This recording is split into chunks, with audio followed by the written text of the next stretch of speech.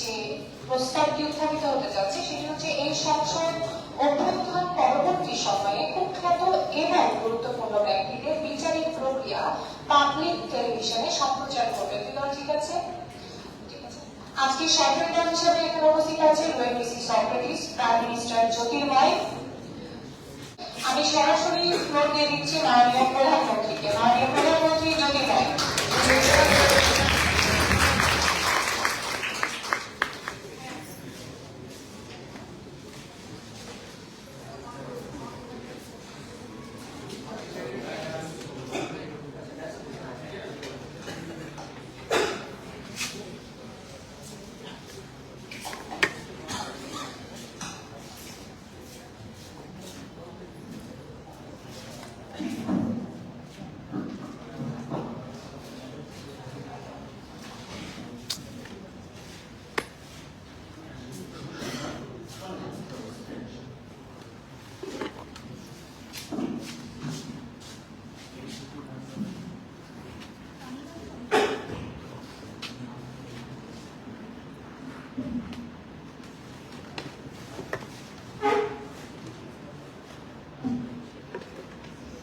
শুভ সন্ধ্যা। উত্থাপন করছে মাননীয় স্পিকারের অনুমতিক্রমে অভ্যুত্থান পরবর্তী সময়ে এই সংসদ কুখ্যাত এবং গুরুত্বপূর্ণ ব্যক্তিত্বের বিচারিক প্রক্রিয়া পাবলিক টেলিভিশনে সম্প্রচার করবে।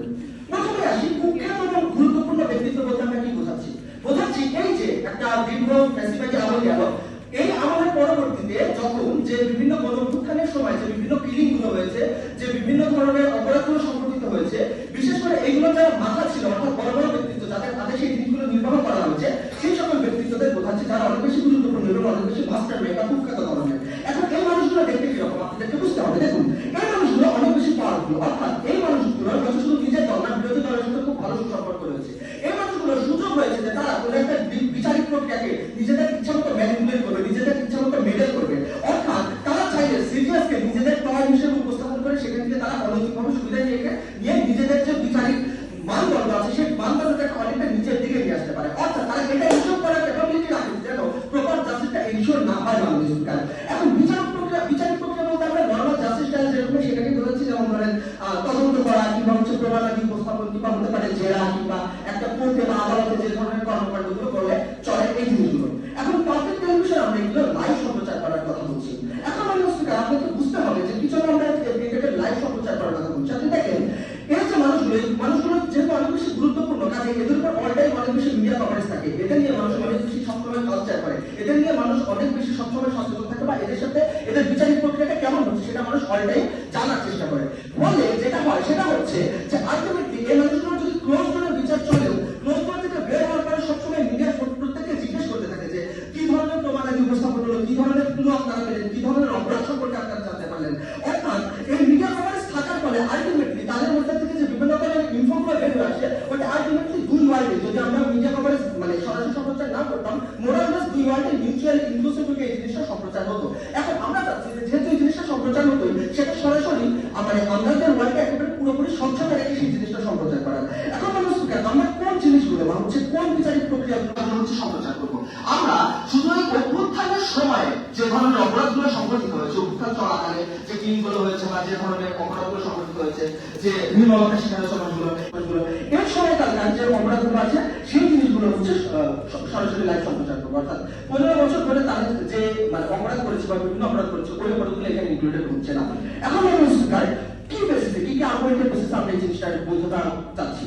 প্রথম আর্গুমেন্ট স্বচ্ছতা নিশ্চিতকরণ, স্বচ্ছতা নিশ্চিতকরণ খুব ইম্পর্টেন্ট আর্গুমেন্ট মানুষকে। দেখুন আমাদের বর্তমান যে অবস্থা, বর্তমানে সিনারিওটা হচ্ছে অনেক বেশি ধোঁয়াশাপূর্ণ অবস্থা আমরা আছি। আমরা আসলে যাচ্ছি না এই যে দেশের প্রত্যেকদিন নতুন ইস্যু তৈরি হচ্ছে, আমরা বুঝতে পারছি না যে আসলে এগুলোর পিছনে কে কন্টাক্ট আছে, কে মাস্টার মাইন্ড, এর পিছনে কে আছে, জামাত বিএনপি নাকি আওয়ামী লীগের কোনো দোষটা নাকি নতুন কোন পরাশক্তি।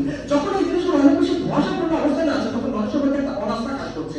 রাষ্ট্র সংস্কারের যে চেতনাতে আমরা বিপ্লব করেছি, অভ্যুত্থান করছি, সকলের মধ্যে কাজ করছে না, করে নিচ্ছে। অর্থাৎ এমন অবস্থা মনে হচ্ছে এই স্বচ্ছতাটা সিরিয়াসের যে একটা স্বচ্ছতা আছে সেটা প্রত্যেক অনেক বেশি প্রশ্নবিদ্ধ করছে। কারণ তারা দেখছে যে অনেক খুনি আছে, অনেক অপরাধী আছে যারা অভ্যুত্থানের সময় অনেক ধরনের ইনহুম্যান কাজ করেছে কিন্তু তাদের এখনো বিচার চিন্তা করা হয়নি। অর্থাৎ তাদের মধ্যে যখন এই কোশ্চেনগুলো হচ্ছে তখন তাদের রাষ্ট্র চেতনার সংস্থাটা লোপ পাচ্ছে এবং তারা আলটিমেটলি যে দেশের উন্নয়নে অবদান রাখতে পারতো ওই জিনিসটা লোপ পাচ্ছে।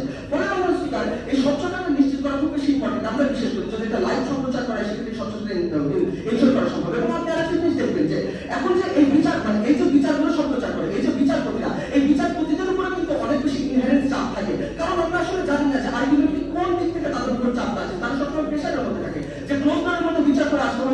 অমুক ব্যক্তির অমুক অপরাধী অমুক সাজা দিলাম, আমি অমুককে কারাদণ্ড দিলাম বা মৃত্যুদণ্ড দিলাম, সেক্ষেত্রে হয়তো 2 দিন পরে আমাকে কোয়েশ্চেন করা হবে যে তোমার মানে তাকে হয়তো প্রেশারে ফিল করতে হয় যে তুমি এই ধরনের কাজ করতে পারবে না, অন্য কোনো গুণ থেকে চাপ আসে, তাকে ফোর্স করা হয় যেন সে ইচ্ছা মতো তার স্বাধীনভাবে তার বিচারিক প্রক্রিয়াটা পরিচালনা করতে না পারে। এমন অবস্থায় মনে হচ্ছে সে যে বিচার কাজটা করে সেটা সবসময় অনেক বেশি মানে প্রমাণ হইতে হয় না। এই ইনহেরেন্ট চাপটা কাজ করবে না যদি সেটা লাইভ সম্প্রচার করা হয়, কারণ সে তখন ওই ধরনের গোষ্ঠীগুলো দেখবে যে ভাই লাইভ সম্প্রচার হচ্ছে, এখানে বিচারের কিছু করার নেই, আলটিমেটলি তাকে প্রপার জাস্টিসটা এনশোর করতে হবে। এই সবচেয়ে অনেক বেশি ইম্পর্টেন্ট মানুষ স্পিকার, তাহলে এখানে জাস্টিস মেডেল করার কোনো প্রকারের সুযোগ থাকে না মানুষ স্পিকার। এবং এখন বর্তমানে যে সরকারের উপর মানুষের অনেক বেশি অনাস্থা সৃষ্টি হচ্ছে, সে অনাস্থা দূরীকরণের জন্য এই জিনিসটা খুব বেশি ইম্পর্টেন্ট। দ্বিতীয়ত মানুষ স্পিকার পাবলিক সেন্টিমেন্টটা ঠিক রাখা, পরে নিচ্ছি পাবলিক সেন্টিমেন্টটা ঠিক রাখা খুব বেশি গুরুত্বপূর্ণ। মানুষ স্পিকার দেখেন এখানে ভিক্টিম স্যাটিসফ্যাকশনের একটা বিষয় আছে। মানুষ যখন দেখবে যে আমার সাথে এই মাস্টার মাইন্ডটার অর্ডারে আমার মানে অনেকগুলো কিলিং হয়েছে, এটার সাথে সরাসরি জড়িত ছিল এই, আর এই ধরনের বিচার হচ্ছে, তাকে ক্রমাগত প্রশ্ন করা হচ্ছে, বিভিন্ন ধরনের ইনফো তার থেকে বের হয়ে আসছে, তখন এবং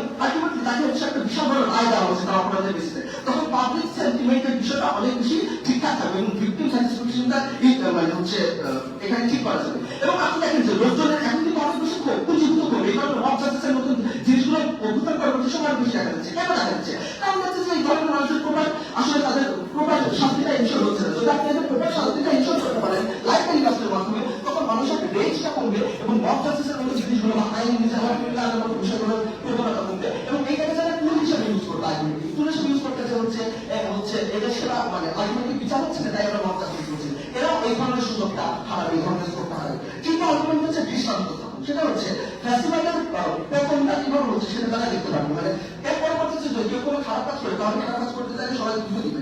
বিএনপি জামাতের নতুন নতুন দলগুলো আসতে মানে নতুন দল আসলেও যদি এখানে ফ্যাসিবাদ কাজ করতে চায়, তারাও অন্তত সচেতন হয়ে দেখে যে এইভাবে তাদের চাইলে আমরা রান্না এখান থেকে বাঁচাতে পারি এবং কিভাবে একটা সাম্রাজ্য বের করে সেটা বুঝতে পারবে, কিভাবে একজন জিরো থেকে হিরো হয়ে যায়। আপনার হচ্ছে পয়েন্ট ইনফরমেশন দ্রুত।